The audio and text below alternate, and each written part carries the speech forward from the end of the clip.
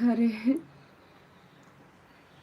Please, please నీకే please చెప్తున్నా. రేపు తలస్నానం చేస్తాను తమ్ముడు. లూజ్ హెయిరే రేపు. ఓకేనా? ఓకేనా? ఓకేనా?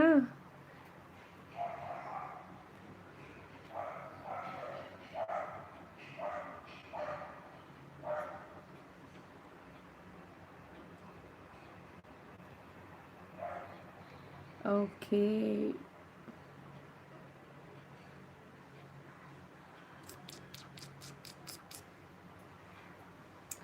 అరే!